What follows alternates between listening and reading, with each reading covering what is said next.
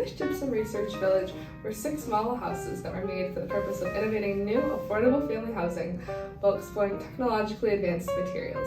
These homes were idealized for white middle-class families and were marketed as the housing solution for the future. These homes were designed by 6 famous architects who are leading the field in residential design, with their floor plans being described as distinguished for the realistic recognition of the living and the storage needs of modern American families. The plans include varying amounts of bedrooms fit for larger families, as well as open living space and large amounts of dedicated storage space. Each home ranged from about 1,000 square feet to about 1,600 square feet, as well as multiple levels and a modern exterior. The research village was described as an example of rapid progress attainable when all factors of an industry coordinate their resources for this purpose. The modernist movement of the 20th century made way for the growth of suburbs because of technological and industrial advancements. Mass production of building materials allowed for efficient and rational design of buildings. The Levitt brothers, a real estate development company in the 50s, reported building as many as 30 houses a day during peak construction. The increase in construction worked to counteract the housing crisis when World War I veterans were released from the armed forces. While these may seem like positive developments, these benefits were primarily reaped by white, wealthier families, not marginalized communities. Ultimately, the modernist housing movement, more specifically the Gypsum Research Village, and the nuclear family ideal it promoted, widened the gap between the privileged and the marginalized. Widely believed that modernism also has many benefits. More advanced technology and shorter construction time are undoubtedly the benefits of U.S. Gypsum Research Village. U.S. Gypsum Research Village designed to innovate new affordable family housing while exploring technologically advanced materials. Design architects enjoy extraordinary freedom in the selection of building materials and construction techniques. The result is more value for money home for builders and homeowners. In some cases, products and methods previously used exclusively for industry construction were specific for these homes.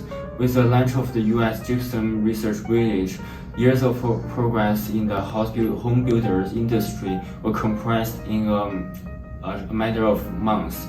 Effective time management is about reducing overall construction costs by extending achievable daily and time frame to workers.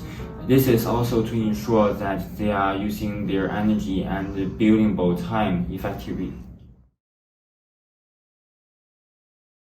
On the surface, the research village seemed to bring about several positive developments for the US population by developing innovative technologies to design and construct housing of the future. However, the process of its conception and construction was rooted in space racism, which resulted in a resource inequity between white spaces and those of other marginalized communities. It enforced a racial hierarchy where innovative and technologically advanced housing was designed for and marketed towards only white families, and resources that went into its development benefited white nuclear families only, which widened the gap between them and other marginalized groups in terms of socioeconomic status and their living conditions. This racial hierarchy was perpetuated in several ways. So all 6 houses were designed by white male architects and constructed by companies owned by white business owners, which meant that the perspectives and living needs of marginalized communities, such as their financial situation and daily activities, were likely not considered in the design of the village. The site of the research village was also within a racially restricted area in the suburbs of Chicago, which meant that the members of non-white communities were likely unable to view the houses on site. This suggests a neglect in the problem of housing segregation, discrimination, and racism in the village's conception. The Emmett Till murder case, in which a young black boy was lynched after being accused of offending a white woman, also occurred a commutable distance from the research village, and the fact that the construction of the village continued without any interruption, which implied some disregard towards the horrific crimes against the black community. Furthermore, the portrayal of the Gypsum Village in the news reveals that the homes were intended for white middle-class families. The photos advertising the village only depict white nuclear families, and while the photos of the homes were staged, they were intended to be perceived by the public as real life, further manipulating the public perception.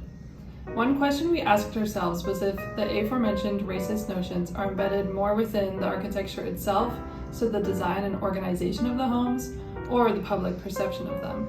Although new materials were used to build the homes, their design and structure was stylistically similar to other homes in white suburban areas. The photography and portrayal of the village, however, purposefully showed the themes of leisure time, hobbies, technology, and togetherness in order to suggest that the homes were intended for white middle-class families. As a result, the way that the homes were depicted and how then they were perceived was very influential in the continuation of space racism for residential homes. Additionally, there is something to be said about the difference between how white audiences and non-white audiences perceived the research village. For example, in the Modeling Race and Class reading, Harris writes, "The white viewer's initial disinclination to view the Hedrick Blessing photographs as political is precisely what makes them so ideologically powerful.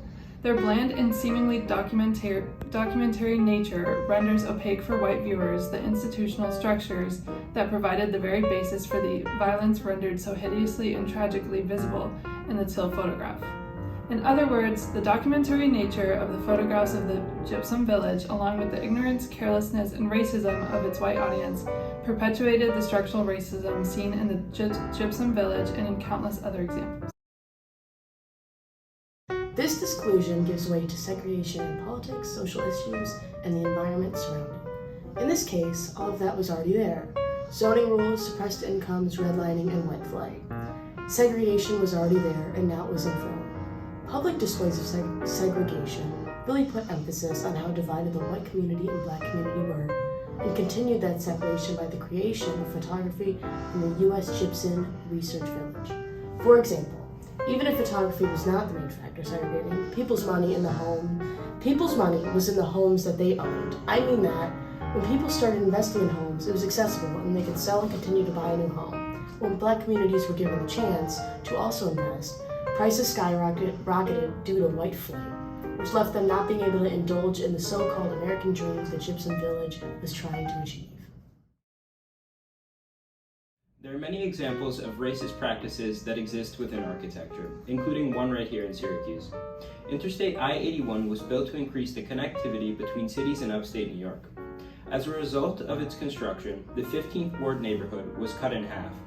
It created a barrier between neighborhoods, reinforcing certain areas as being impoverished.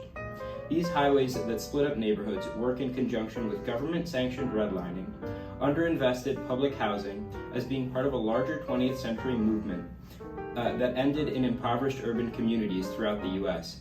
Similarly to the U.S. Gypsum Village, Levittown, another 20th century large-scale neighborhood development, used ideas of post-World War II middle class to reinforce racism within housing developments.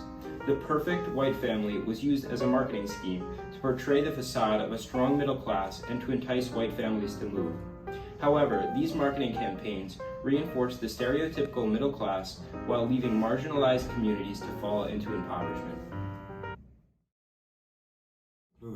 The U.S. Gypsum Research Village was a valiant effort at applying modernist concepts to solve the pressing housing crisis at the time.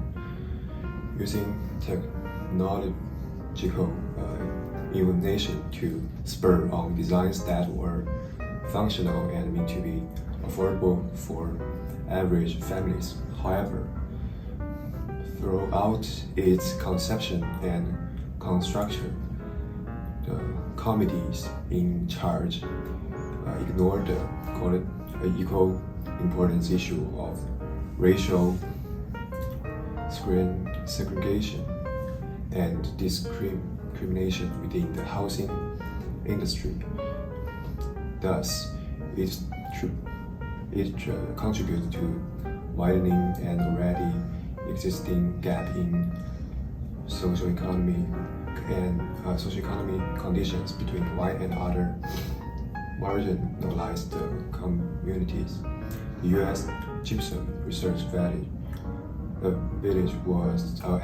has shown us that there will always be need to strive towards racial equality in the design of spaces for all communities.